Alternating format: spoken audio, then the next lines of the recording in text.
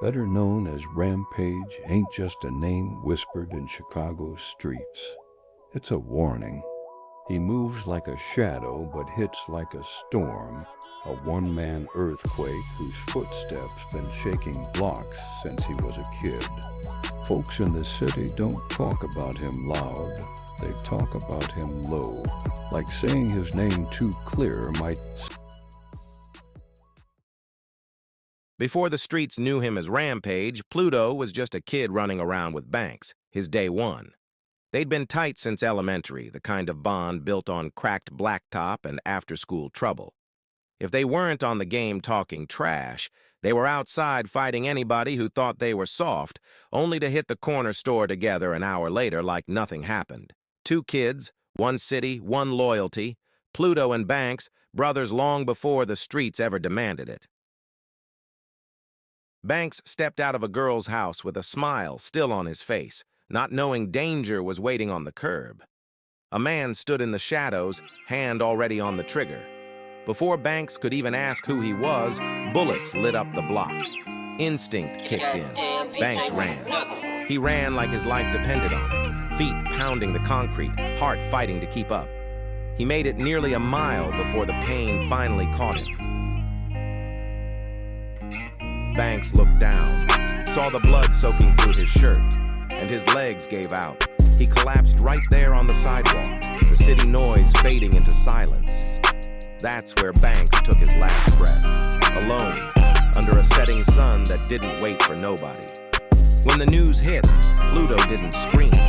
He didn't cry. He just froze. He dropped onto the couch like his whole body shut down. Hours passed, maybe all day. He couldn't tell. The room felt small. The air felt heavy. His chest felt hollow. Banks wasn't just a homie. He was family. And now he was gone. Pluto stared at the wall until his vision blurred, until reality finally punched through him. His stomach twisted.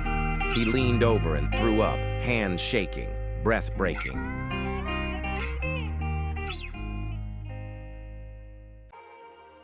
He linked up with Mickey from 800, one of the few people Pluto still trusted.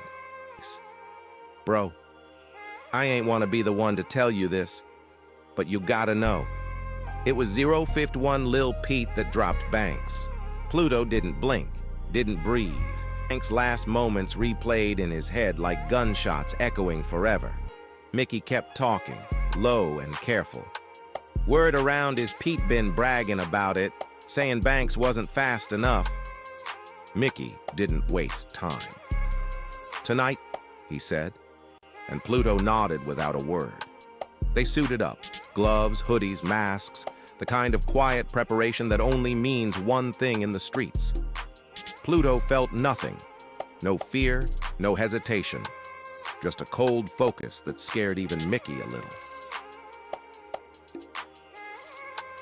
"Where's Pete?" Crash kept begging, backing up against the wall like he was trying to melt into it. "I don't know, man. Please, I don't know. Don't do this." Mickey looked at Pluto. Pluto didn't blink. Crash tried again, voice cracking. "Please, I swear I don't know." Pluto raised the gun. One shot. Crash dropped. Silence filled the house.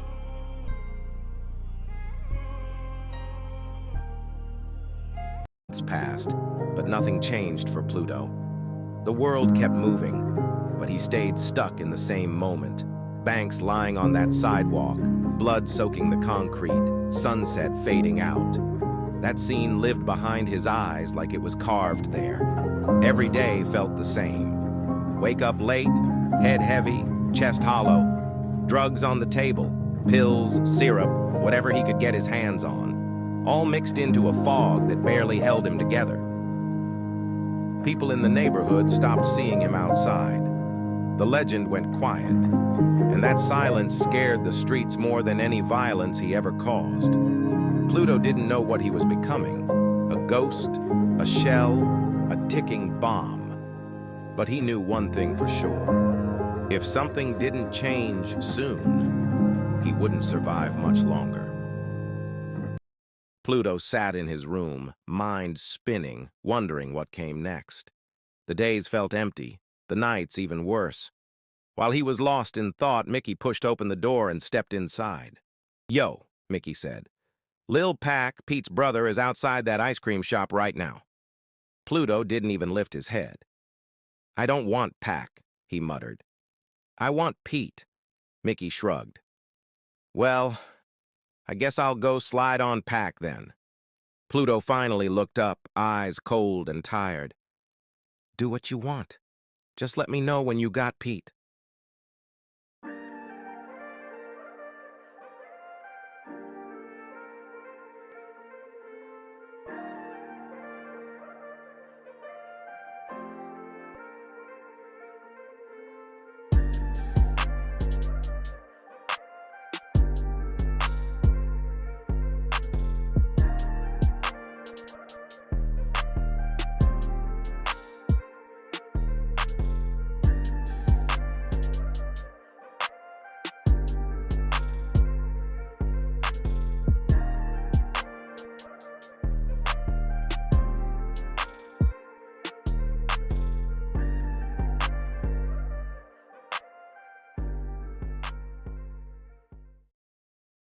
"So, it's done?"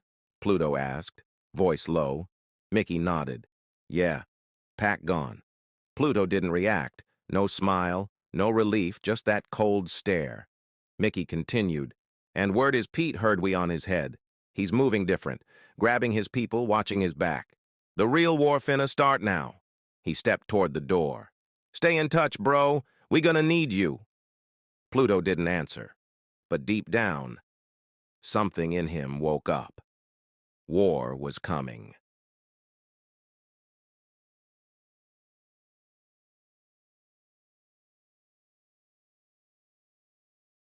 I'm 9 block raised. If a nigga won't smoke, just come to the 9 where we at. Spinning through block, just me and my rap with a 50 in the chop. What you know about that? You ain't never hit they hood and blew your glee, one fail and the other got whacked. You ain't never walked on feet trying to bump your heat, blew first and the op shot back. We be hitting they block and calling they phone, so high as we ducking the rack. 21 button, we out on the beat. First nigga pop out, that's the one we strap. We don't need to shoot out cars, we like on feet, ball out there, something like tag. Come on, look. Get a chance and I'm taking us out. I'll been for days, cause nobody safe but a switch in the back of his mouth. Out hunting for brains, we really insane. My nanas ain't spinning for clout.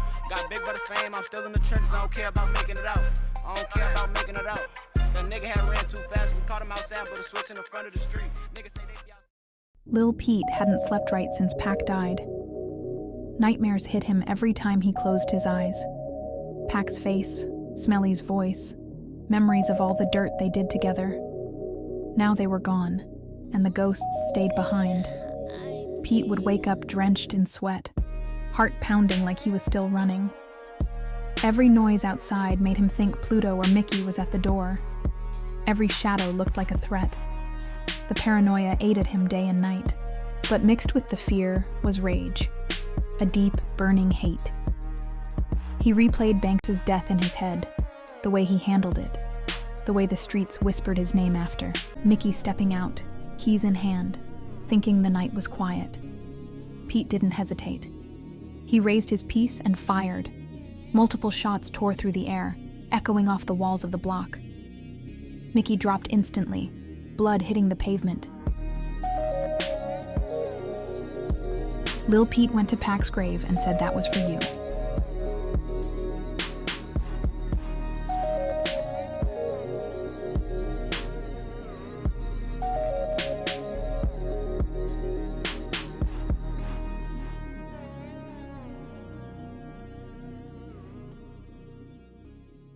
And Shaw as the Slime Twins. Not by blood, but by loyalty. Tighter than brothers, riding together since middle school. They were the type who finished each other's sentences, fought the same fights, and never left each other behind. Damo was the loud one, always joking, always talking slick, the kind who could make the whole block laugh even on bad days. Shaw was the quiet blade, calm, focused, watching everything. The one Pluto trusted for the serious moves. Weeks after the Slime Twins took out Wiz, the streets felt the tension rising. Word traveled fast, and it didn't take long before Wiz's little brother, Lil Mir, made his decision. He wasn't big, wasn't loud, wasn't feared like Wiz.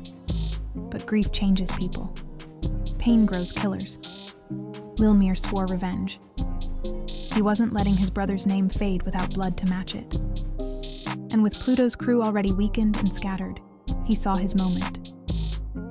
Mir caught Marco and Shaw slipping outside a corner store, talking, unaware of the danger coming their way. Mir stepped out the shadows, gun raised before either of them could react. Shots cracked the air. Marco dropped first. No chance to run, no time to speak, gone in an instant. 2 bullets caught Shaw in the side, sending him to the ground, gasping, bleeding but alive. Mir met King in the alley, footsteps echoing. King eyed him. So? You really handled that? Mir nodded. Marco gone. Shaw got hit twice. He ain't moving right now. King grinned. Wiz would have loved that. You did what needed to be done. Mir breathed hard.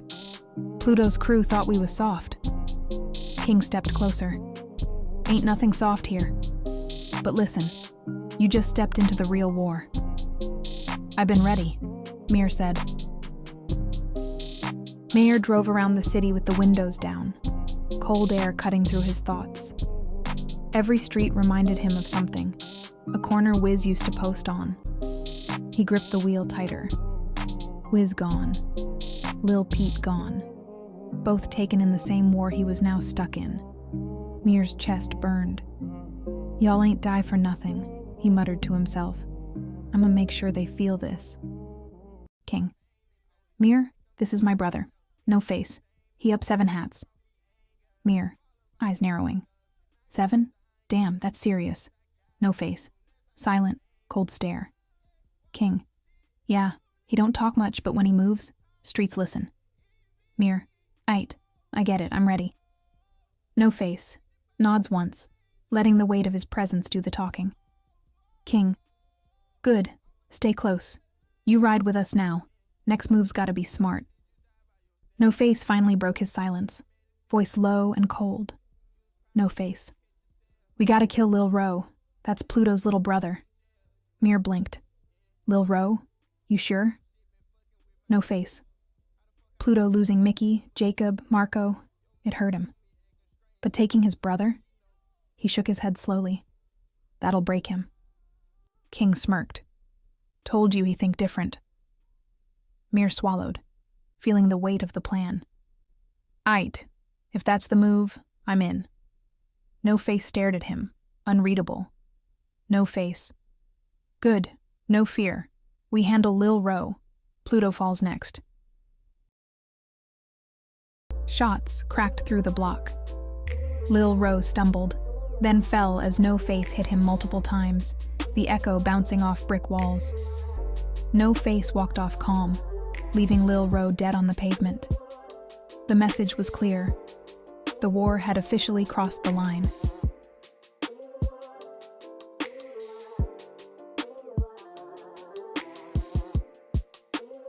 That night, Pluto couldn't sleep.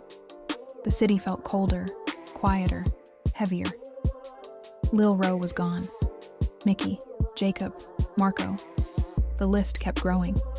Every loss burned deeper than the last. He lay in the dark, staring at the ceiling, mind racing. Nothing felt the same anymore. The streets weren't just dangerous, they were personal now. The real war had just begun.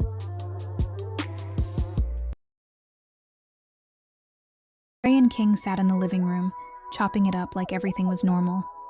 King relaxed on the couch, talking big, thinking he had the streets under control. But Trey wasn't really listening. He was watching, waiting. When King looked away, Trey stood up casually. I'ma run upstairs real quick, he said. King nodded, not thinking twice.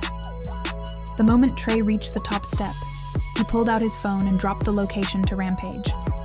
His hands were steady. He knew what he was doing. He knew what had to happen. Seconds later, the front door creaked open. Rampage crept into the house, silent, cold, focused.